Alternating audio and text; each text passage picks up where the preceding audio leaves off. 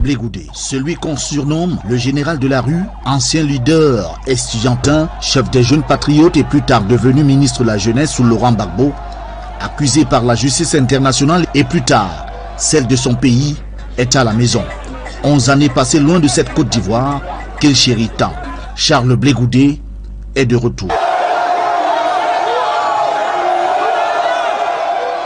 Passé le temps des tribulations judiciaires, Charles Blé-Goudé est aujourd'hui âgé de 50 ans. C'est un nouveau visage que la Côte d'Ivoire découvre, tant il souhaite se montrer un homme mûri par ses années d'épreuves. Le projet, d'abord s'inscrit dans le processus de réconciliation nationale voulu par le gouvernement ivoirien. Parce que ce pays a été blessé. Ce peuple a été traumatisé. Plus de 11 ans après, je suis content de retourner en Côte d'Ivoire et de trouver encore cette population debout. Mais cette population qui est debout, là, qu'on rassemble là, on la rassemble pourquoi? Pour impacter son quotidien.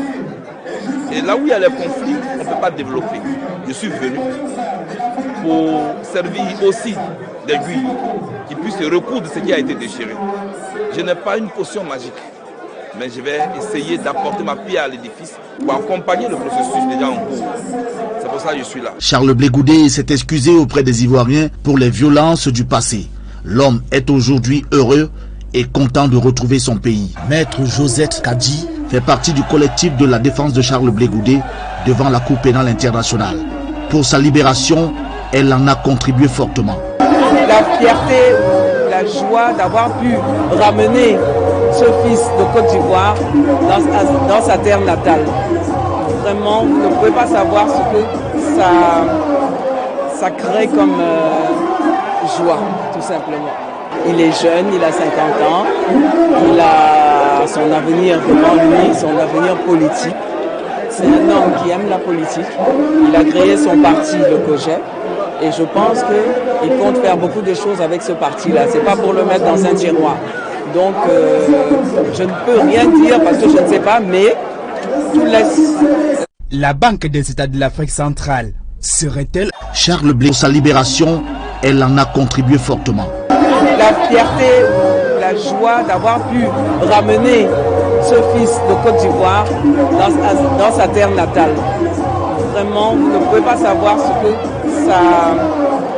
ça crée comme joie, tout simplement.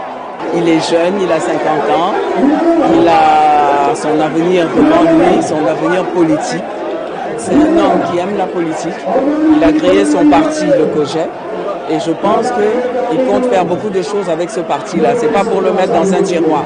Donc, je ne peux rien dire parce que je ne sais pas, mais tout laisse croire qu'il va continuer dans la politique et essayer de rendre son pays, de rendre la vie meilleure dans son pays. Vous avez vu tous ces jeunes-là comptent sur lui. Les jeunes mettent un grand espoir sur lui.